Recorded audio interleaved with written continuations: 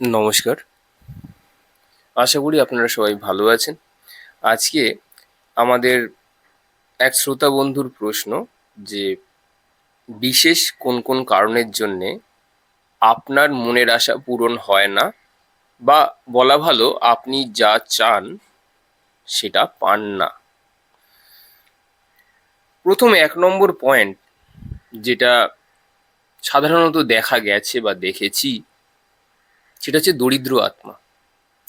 এবার আপনি বলবেন, দরিদ্র মানুষ শুনেছি ভাই, দরিদ্র আত্মা তো কোনোদিনও শুনিনি। এখানেই হচ্ছে মজার ব্যাপার। দরিদ্র মানুষ অনেক আছে পৃথিবীতে, তার সাথে সাথে দরিদ্র আত্মাও অনেক আছে। এবার দরিদ্র মানুষ তো ফিজিক্যাল বডি, এবং সে কোন পরিস্থিতিতে রয়েছে সেটা দিয়ে বিচার হয়। কিন্তু দরিদ্র আত্মা কি দিয়ে বিচার হয় জানেন? দরিদ্র আত্মা বিচার হয় তার মনকে দেখে। ধরুন, একজন ধনী ব্যক্তি আছে, যার আয় অনেক, কিন্তু তার আয়ের শতকরা 20% সে কাউকে দিতে ভয় পায়, বা কাউকে হয়তো কোনো টাকা পয়সাই দেয় না, কাউকে কোনো সাহায্যও করে না। কিন্তু সে অনেক ধনী। কিন্তু অপরদিকে একটা দরিদ্র মানুষ রয়েছে, যার রোজকার খাওয়ারটা জোটানো একটা বড় চ্যালেঞ্জ। কিন্তু এই ব্যক্তির কাছে কেউ কোনোদিনও আজ পর্যন্ত খালি হাতে ফিরে যায়নি। তাহলে এখানে দরিদ্র আত্মাটা কে? এই দরিদ্র আত্মাটি হলো সেই ধনী ব্যক্তিটা, হচ্ছে গিয়ে দরিদ্র আত্মা,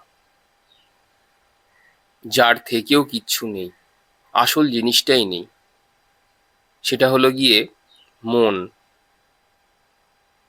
অ্যাস্ট্রোলজিতে জানেন, এই যে ৯টা যে গ্রহ রয়েছে, সব থেকে বড় ১ নম্বর সিগনিফিকেটের গ্রহ হচ্ছে গিয়ে চন্দ্র, অর্থাৎ মন। যে ব্যক্তির মন ভালো থাকে, অর্থাৎ খুশিতে থাকে, সর্বদা স্থির থাকে, দয়াশীল, ক্ষমাশীল, মার্জিত, সেই রকম ব্যক্তি যে স্থানেই থাকুক না কেন, তাকে যদি নরকেও রাখা হয়, সে কিন্তু খুশিতেই থাকবে অ্যাকচুয়ালি। তাহলে সেই ব্যক্তির ক্ষেত্রে কিন্তু কোনো প্রভাব, কোনো নক্ষত্রের প্রভাব, কোনো গ্রহের প্রভাব, সেগুলো তাকে ছুঁতে পারে না। তো এই যে প্রথমে বললাম, যাদের আত্মা এই দরিদ্র টাইপের আত্মা, অর্থাৎ যার মন কলুষিত, কুণ্ঠাবোধ করে নিজেরটুকুও ছেড়ে দিতে, সেই রকম আত্মা হলো দরিদ্র আত্মা। এইবার যখন আপনার আত্মা দরিদ্র আত্মা হয়ে যায়, অর্থাৎ আপনার মন, তখন আমরা যেরকম ভাবি সেরকমই লাভ করি। যেমন ভাব তেমন লাভ। তো আমাদের শরীর থেকে যদি দরিদ্র আত্মার এনার্জি বিচ্ছুরিত হয়, অর্থাৎ শক্তি যদি বিচ্ছুরিত হয়, সেরকম অরা মণ্ডল তৈরি হবে, এবং সেরকমই আপনি আপনার জীবনের ঘটনাগুলোকে আকৃষ্ট করতে থাকবেন। সেম জিনিস একটা সামান্য মধ্যবিত্ত, নিম্ন মধ্যবিত্ত মানুষের ক্ষেত্রেও প্রযোজ্য। সে যদি অত্যন্ত হার্ট ফিস্টেড হয়, কিপ্টে প্রকৃতির হয়, বা ধরুন কোনো কিছুকে ছাড়ে না, মানুষকে কিছু দেয়ই না, বা সমাজের জন্য তার কোনো বিশেষ অবদান নেই, তো সেক্ষেত্রেও, সেই মানুষের ক্ষেত্রেও কিন্তু এই একই যুক্তি আসবে। কারণ সে তার যে ফ্রিকোয়েন্সি, তাকে নেগেটিভ করে দিচ্ছে। ফ্রিকোয়েন্সি আসছে দরিদ্র, তো তুমি দরিদ্রতেই যাবে। তোমার এক্সপিরিয়েন্স আছে দরিদ্র আত্মার ক্ষেত্রে, তো তুমি দরিদ্র ঘরেই যাবে পরের জন্মে। তো এইটাই হচ্ছে গিয়ে ব্যাপার। অথচ যে ব্যক্তি হয়তো প্রচন্ড গরিব, সে তার নিজের রুটিটুকু পর্যন্ত হয়তো কুকুরকে বা কাককে খাইয়ে দিচ্ছে। তো ওই ব্যক্তি গরিব হয়েও ধনী আত্মার মতন কাজ করছে। তো তার এই ধনী আত্মার মতো তার এক্সপিরিয়েন্স আছে জীবনে, তো তার সদ্গতিই হবে। তারও তার বিশেষ ভালো জায়গাতেই হবে, যেখানে স্ট্রাগল কম আছে। ঠিক আছে, এটা ছিল প্রথম পয়েন্ট, যে জন্য আপনি পান না, বা আপনারা পান না যেটা চাইছেন। পরের পয়েন্ট হচ্ছে, বেশি চাওয়াচাই করলে, সেকেন্ড পয়েন্ট, আমাদের অওরা খারাপ হয়ে যায়। এটা আমার অনেক পুরনো দিন, মানে আমি যখন ইউটিউব শুরু করেছি, হয়তো অনেকেই জানেন না বা অনেকে হয়তো শোনেননি, আমি একটা অডিও করেছিলাম দুই গরিব বন্ধুর গল্প। যদি কোনো সময় পারেন, বহু আগে, একদম আগে আপনার প্লেলিস্টে একদম প্রথমের দিকে যেতে হবে আপনাকে। ওই দ্বিতীয় নম্বর ভিডিওটাতে, অডিওটাতে আপনি পাবেন যে দুই গরিব বন্ধুর গল্প। ওখানে না আমি পুরো ডিটেলসে বলেছি এই গরিব আত্মা কি, ধনী আত্মা কি, একটা গল্প ওখানে আর কি দেওয়া রয়েছে। যদি পারেন তো ওটা শুনবেন। তো বেশি চাওয়াচাই করলে আপনার অরা খারাপ হয়। কিরকম জানেন? ধরুন আপনি চাইছেন প্রকৃতির কাছ থেকে আমি যেন, আমার কাছে যেন প্রচুর যেন গাড়ি থাকে, সাপোজ একটা উদাহরণ নিচ্ছি। এবার আপনি গাড়ি চাইলেন তো, এবার ভাগ্যক্রমে হয়তো আপনার জন্মকুষ্ঠী অনুযায়ী আপনার 11th হাউসে তো ভালো ভালো গ্রহ বসে রয়েছে। তার সাথে হঠাৎ করে যদি শনি বসে যায়, শনি অত্যন্ত মানে ধূর্ত এবং চালাক কিন্তু প্রকৃতির প্রাণী, এটি গ্রহ, প্রচুর বুদ্ধি রাখে। এবার আপনার 11th হাউসে শনি বসে গেল, তো আপনি চেয়েছিলেন না গাড়ি, আপনি গাড়িই পাবেন। কিন্তু এখানে আপনি গাড়ির হিসেব রাখতে হবে। মানে ওই দেখবেন না, আমরা বিভিন্ন জায়গাতে ঘুরতে গেলে পরে গাড়ি জমা রাখি বিভিন্ন জায়গাতে পার্কিং এর জন্য। তো আপনাকে হয়তো ওই পার্কিং এর জায়গাতে আপনাকে হয়তো একটা কাজে লাগিয়ে দেবে। এটা একটা উদাহরণ হিসেবে আপনাকে বললাম। তো আপনি গাড়ি চেয়েছিলেন, তো প্রচুর গাড়ির আপনি হিসেব রাখবেন, একজন কর্মচারী হয়ে থাকবেন। তো বুঝে শুনে চাইতে হয়। এরকম একটা ব্যক্তি ছিল যার, সে প্রচুর মানে সে তার বাচ্চার প্রয়োজন আছে, তার ছেলে বাচ্চার প্রয়োজন। একটা মেয়ে হয়ে গেছে কিন্তু তারপরেও তার মনে হচ্ছে যেন কোথাও না কোথাও ইনকমপ্লিট, অসম্পূর্ণ। তো তারপরে সে এরকম বাচ্চার জন্য চেষ্টা করলো করে, আহ, তার যখন বাচ্চা হলো, একটা বিকলাঙ্গ বাচ্চা জন্মালো তার তার কাছে। এই জন্য প্রকৃতি বলছে যে তুমি চেয়েছিলে, নাও দিলাম, এবার সারা জীবন ভোগ করো। তো কেন চাইতে নেই, এই চাইলে পরে আমাদের অওরা খারাপ হয়ে যায়। এই জন্য এইটা বলবার জন্য আপনাদেরকে আমি দুটো উদাহরণ হিসেবে বললাম। পরের পয়েন্ট, বেশি চাইলে পরে, চাওয়া থেকেই তো আমাদের সমস্ত কিছু সৃষ্টি। মানে দেখুন, আপনি আমি যে জন্মেছি, আমাদের না ডিজায়ার থেকে আমাদের জন্ম হয়েছে, ইচ্ছের থেকে আমাদের জন্ম হয়েছে। ইচ্ছে করাটা কিন্তু খারাপ জিনিস নয়, কিন্তু কি ইচ্ছে আপনি চাইছেন, জাগতিক যা আপনি চাইবেন, সব কিছুই না আপনাকে একভাবে নিচের দিকে নিয়ে যায়, নিচের চক্রের দিকে নিয়ে যায়। বুঝেছেন? এবার ইচ্ছে দু রকমের হয়। এক হচ্ছে গিয়ে জাগতিক ইচ্ছা, আরেক ইচ্ছা হচ্ছে গিয়ে ত্যাগের ইচ্ছা। ত্যাগের ইচ্ছেটাও কিন্তু একটা ইচ্ছে। আমার কিছু চাই না, যেই মুহূর্তে আপনি বলছেন, এটা একটা ত্যাগের ইচ্ছে, কিন্তু সেটাও একটা ইচ্ছে। এই যে চাইছেন না, এটাও একটা ইচ্ছে, কিন্তু এই ইচ্ছেটা আপনাকে ওপরে নিয়ে যাবে। এই ইচ্ছেটা আপনার সদ্গতি করবে। এই ইচ্ছেটা আপনাকে মোহ মায়া থেকে সরিয়ে রাখবে। আরেকটা ইচ্ছে, জাগতিক ইচ্ছে, ওটা আপনাকে মোহ মায়ার সাথে বাঁধবে। আপনি কোনো মানুষকে চাইছেন, আপনি একটা চাকরি চাইছেন। আমরা ছোটবেলায় জানেন একটা, আমরা সবাই, আপনারা যারা শুনছেন প্রত্যেকেই, আমরা না সরল অঙ্ক করতাম। অনেক সময় দেখবেন সরল অঙ্ক করার পরে নেট ফল কিন্তু জিরো আসতো, মনে আছে? তখন আমরা স্যারকে জিজ্ঞাসা করতাম, স্পেশালি আমি আমার ক্ষেত্রে, আপনারাও হয়তো করেছেন বা আপনাদের মনে এটা আসতে পারে, যে এত বড় একটা একটা পেজের, একটা গোটা দিস্তা পেজের একটা সরল করলাম, সেটা নেট ফল জিরো, কাটাকুটি করে। আমাদের জীবনটাও না এরকম, জানেন? দেখে মনে হবে কত বড় একটা অঙ্ক, কিন্তু নেট ফল অবশেষে না জিরো।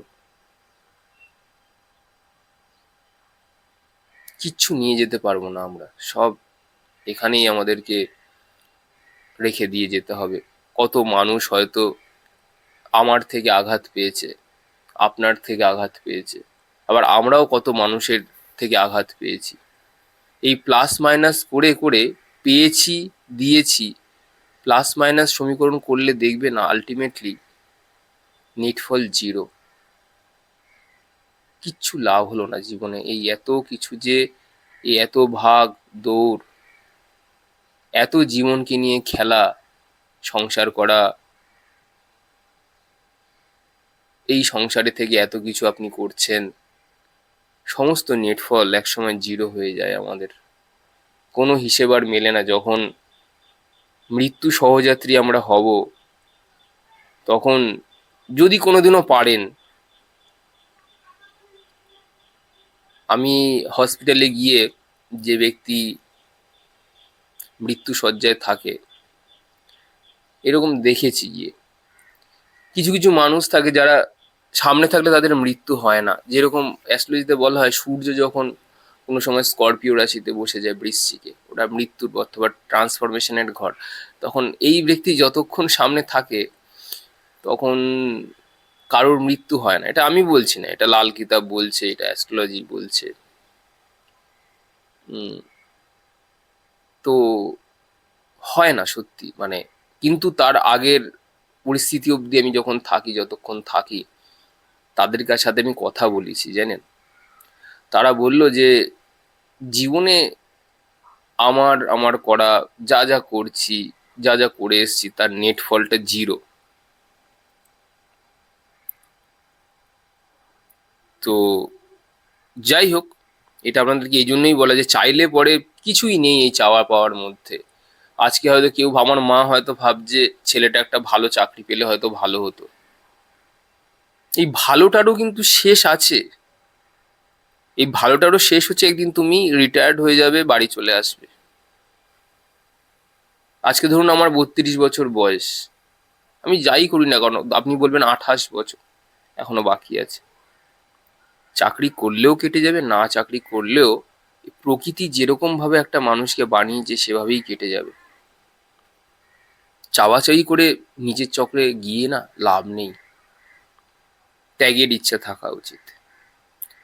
পরের পয়েন্ট, 4 নম্বর পয়েন্ট হচ্ছে, পূর্বকৃত কর্ম যদি খুব না ভালো থাকে, অর্থাৎ আপনার পাস্ট লাইফের কর্ম যদি খুব বিশেষ ভালো যদি না থাকে, তাহলেও কিন্তু আপনি অনেক সময় যা চাইবেন তা পাবেন না।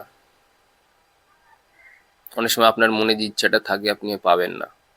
এটাও একটা পয়েন্টের মধ্যে পড়ে, যে আপনি কোন কোন কারণের জন্য যা চান তা পান না। এটাও একটা তার মধ্যে অ্যাডেড একটা কারণ। যে ব্যক্তি নিজের রুটিটাও অন্য লোককে দিতে ভয় পায়, এরকম একটা সময় আছে যে নিজে চোখেই আর কি দেখেছি, যে একটা গরিব মানুষ, একটা ছেলে আর কি রোল কিনেছে একটা রোল সেন্টার থেকে। তো গরিব মানুষটা, বা যাই হোক, সে রাস্তায় থাকুক যাই হোক, মানুষ হিসেবে সে চেয়েছিল রোলটা, একটা রোল খেতে চাইছিল। তার মানে কিনে নয়, মানে হচ্ছে সেই ব্যক্তি যে কিনেছিল রোলটা, আমি দূর থেকে দেখছিলাম বসে। তো সেই ব্যক্তিটা সেটা দেয়নি, চলে যান ওখান থেকে। তো আমি ভাবলাম যে উনি আরেকবার যে ব্যক্তির কাছে গিয়ে খাবারটা চেয়েছিল, উনি মিস করে গেলেন। ওনার যে একটা কর্মের যে চক্র, তাকে যে পরীক্ষা নেওয়া হচ্ছিল, উনি সেই পরীক্ষাটাতে ফেল করে গেলেন বলে আমার মনে হলো সেটা। তো যে ব্যক্তি নিজের খাবারটাও অন্য লোককে দিয়ে দেয়, সেই ব্যক্তির কিন্তু আজকে না হোক পরে, পরে না হোক পরশু, নিশ্চয়ই কিছু না কোনো দিক থেকে তার ভালো হবেই। তার পরের পয়েন্টে যাই, 6 নম্বর পয়েন্ট, যে ব্যক্তির মধ্যে না প্রচুর সন্তোষ ধন আছে, অর্থাৎ যে ব্যক্তি বলে যে আমি কমপ্লিট, আমার কিছু দরকার নেই, আমার যা ঈশ্বর আমায় দিয়েছেন দিয়েছেন, না দিয়েছেন না দিয়েছেন, সেটাও কোনো বড় ব্যাপার না। উনি যদি নিতে চায় তো উনি আরো বেশি আমার কাছ থেকে নিয়ে নিতে পারেন। কারণ একসময় আমি শরীরটাকেই ছেড়ে দেবো। এই শরীরটাও আমাদের একটা লোন, এই পৃথিবী থেকে আমরা নিয়েছি। প্রকৃতি অনেক ভালো, যে আমাদের কাছ থেকে কোনো রকম সুদ ছাড়াই আবার এটাকে ফেরত নিয়ে নেয়। মাটি থেকে এসছে শরীর, মাটিতেই রূপান্তর হবে। ওই জন্য বললাম আমাদের শরীর মাটি থেকে তৈরি হয়েছে। তো সন্তোষ ধন আপনাকে সবসময় প্রফুল্ল রাখে, আপনাকে সবসময় আনন্দিত রাখে। 7 নম্বর পয়েন্ট হচ্ছে, যে ব্যক্তির প্রচুর সাধনা থাকে সেই ব্যক্তির কিন্তু মনের অভাব কম থাকে। কারণ সাধনা করে করে তার মনের যে, এবার আপনি একটা বলবেন যে কোনো ব্যক্তি তো বলবেন ওই ব্যক্তিটা কিছু চায় না কিন্তু অত্যন্ত বাজে লোক, আপনি বলতে পারেন। এবার একটা কথা বলি আপনাকে, দূর থেকে আপনি তাকে বাজে বলছেন ঠিকই, কোনো সাধারণ মানুষের, আমি আবার বলছি, রিপিট করছি, কোনো সাধারণ মানুষের পক্ষে কিচ্ছু দরকার নেই, এটা একদম অসম্ভব ব্যাপার। এটা একমাত্র তারাই পারে যার মধ্যে প্রচুর সাধনা রয়েছে। হয়তো সে আপনাকে দেখাচ্ছে না, আর না হলে পরে কোনো সাধারণ মানুষের পক্ষে সম্ভব না বলা এটা যে আমার আর কিচ্ছু দরকার নেই। টাকাকে মুখের উপরে রেখে নাকচ করে দিয়ে চলে আসা, এটা কোনো বিশেষ সাধারণ মানুষই পারে, নর্মাল সাধারণ মানুষ পারে না, বিশেষ কোনো সাধারণ মানুষই পারে। তার মধ্যে যদি সাধনা না থাকতো, আপনার দেওয়া অফারকে সে অ্যাকসেপ্ট তাহলে করতো। সে করেনি তার মানে তার মধ্যে প্রচুর সাধনা রয়েছে। তাকে আপনি পয়সা দিয়ে পারচেস করতে পারছেন না, কিনতে পারছেন না, আপনি তাকে বশ করতে পারছেন না। কোনো সাধারণ মানুষের পক্ষে সম্ভব না ম্যাটেরিয়াল লোভ ছেড়ে কমপ্লিটলি স্পিরিচুয়াল হতে। এবং তারপরে আপনি তাকে বলছেন, সে হয়তো ধরুন গালিগালাজ করছে, দূর থেকে আপনি তাকে দেখছেন, সে রামকৃষ্ণও করতো, তারপরেও বলতো না আমার কিছু দরকার নেই। কি মজার জিনিস না? এরকমই আমরা চিনতেই পারবো না মানুষকে। যে ব্যক্তি বলছে না যে মুহূর্তে না আমার দরকার নেই, সে না কোনো সাধারণ মানুষ নয়। আপনি এটা না মানে আপনার এটাকে না লিখে নিন কোথাও। আপনি তাকে ধ্যান সাধনা করতে দেখছেন না তো, দেখছেন না, জাস্ট বাইরে থেকে তার আবরণ দেখে তাকে বলছেন, তো মানুষকে জাজ করছেন। যে মুহূর্তে বলছে আমার কিছু প্রয়োজন নেই, হ্যাঁ তার কাছে কিন্তু চলে আসে মানুষ, কাজের জন্যে হোক, যার জন্য হোক, টাকা পয়সা তার কাছে চলে আসে, কিন্তু তার মনের কোনো অভাব নেই। তে মন থেকে ফিল করতে পারছে না যে আমার কোনো অভাব আছে বলে, আমি কমপ্লিট। এই যে তত্ত্বটা, যে মন থেকে অভাবী বোধ না করা, এটাই হচ্ছে সবচেয়ে বড় সাধনা। সব সাধনার মূল লক্ষ্য হচ্ছে এটা, যে মনের অভাবকে দূর করা। হ্যাঁ তারপরেও যে তুমি আসতে চাও, করতে চাও, করো, তুমি আসো, সেই শিখতে আসো, তুমি অ্যাস্ট্রোলজিক্যাল কনসালটেশন নাও, গাইডেন্স নাও, মেডিটেশন শিখতে চাও, আসো, তোমার ইচ্ছা। তুমি নাও আসতে পারো। তার জন্য আমার মনে কোনো অভাব নেই। এমনি তো এরকম ব্যক্তির কোনো অভাব থাকে না অ্যাকচুয়ালি, সব কিছু হাজির, খাওয়ার দাওয়ার, তার তার একটা লাইফস্টাইলকে চলবার জন্য যেরকম যা যা কিছু দরকার, সব কিছু সময় মতন তার হাতের সামনে চলে আসে। কেন? কারণ তার মধ্যে সেই এনার্জিটা বিচ্ছুরিত হচ্ছে যে আমি কমপ্লিট, আমি সম্পূর্ণ। এই যে এনার্জিটা তার মধ্যে থেকে, তার যে ফ্রিকোয়েন্সিটা এরকম সিচুয়েশনকেই অ্যাট্রাক্ট করবে যেটা কমপ্লিট। আপনি দেখবেন যে জিনিসটা যখন চাইবেন তখন দেখবেন পাবেন না। এটাই হচ্ছে কেতুর খেলা। আপনার যখন দরকার থাকবে না কোনো জিনিস, তখনই দেখবেন আপনার চারপাশে সেগুলি ঘোরাঘুরি করবে। তো যে ব্যক্তি বলছে তার নিয়মটা কি, যখন যেটা প্রয়োজন তখন সেটা আপনি পাবেন না। তো যে ব্যক্তি বলছে তার মনের অভাব নেই, তার মানে তার কোনো প্রয়োজন নেই। প্রয়োজন নেই বলেই ও পাবে, আপনার প্রয়োজন আছে বলে ওই জন্য আপনি পাচ্ছেন না। এটা হচ্ছে ল অফ অ্যাট্রাকশন। আপনার প্রয়োজন আছে তো, যে ওই ব্যক্তিটার এতটা টাকা পেলে পরে ভালো হয়, প্রয়োজন আছে, পাবে না, লোককে দিতে হবে এসে। আর যে ব্যক্তি বলছে আমার প্রয়োজন নেই, আসলে আসবে, না আসলে না আসবে, হিলিংয়েই ম্যানিফেস্টেশন করে দেবে। আপনি ওকে যে কোনো ধরনের কঠিন পরিস্থিতি এলো, মণিপুরে এসেই সেখানেই ডেমিনিস্ট হয়ে যাবে। ভাড় মে যাও তল বলি আমি মণিপুর চক্রকে, ভাড় মে যায়, ভাড় মে যায়। ও বললো যে আচ্ছা তোমার তো এই চাকরিটা চলে গেছে, ভাড় মে যায়, এই যেই মুহূর্তে ও বললো না, ছেড়ে দিল, আমি সত্ত্বেও ছাড়লো, ভাড় মে যায়, আমার দরকার নেই, ল্যাটা চুকে গেছে, ওখানেই ম্যানিফেস্টেশন হয়ে যাবে, আবার একটা চাকরি চলে আসবে। বহুত বড় সায়েন্স, একে বুঝতে গেলে পরে আপনার এই যে অডিওটা করছি না, এই অডিওটা কোনো কম পড়ে যাবে। 20 মিনিট হয়ে গেছে। পরের পয়েন্ট আপনাকে বলি, জীবনকে যদি যুদ্ধ না মনে করে, তাহলেও কিন্তু আপনি যা চাইবেন তাই পাবেন। এটাও সবই ফ্রিকোয়েন্সির খেলা, বুঝলেন তো? মানে আপনার মন যেরকম ভালো থাকবে যদি, তো আপনি ভালো ভালো জিনিস পাবেন। মন খারাপ থাকলে আপনি কালো কালো জিনিস পাবেন। সেকেন্ড হচ্ছে গিয়ে, ভক্তি যদি না থাকে কারোর মধ্যে, তাহলেও কিন্তু সেই ব্যক্তি অনেক কিছু পায় না। যে ব্যক্তির মধ্যে ভক্তি থাকে, সে ব্যক্তি চায় না কিছু বিশেষ, তাই সে পেয়ে যায়।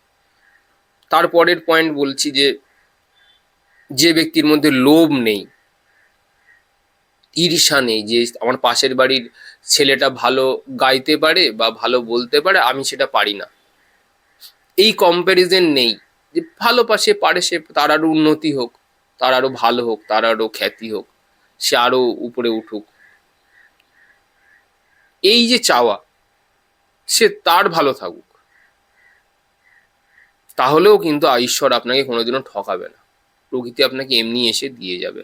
তো এই হচ্ছে আমার পয়েন্ট বললাম। যারা অ্যাস্ট্রোলজিক্যাল কনসালটেশন বা গাইডেন্স নিতে চান, আর যারা অ্যাস্ট্রোলজি শিখতেও চান, বা আপনার ধ্যান বা সাধনামূলক কিছু, তারাও কিন্তু যোগাযোগ করতে পারেন। চ্যানেলের ডিসক্রিপশনে নাম্বার দেওয়া আছে। ধন্যবাদ।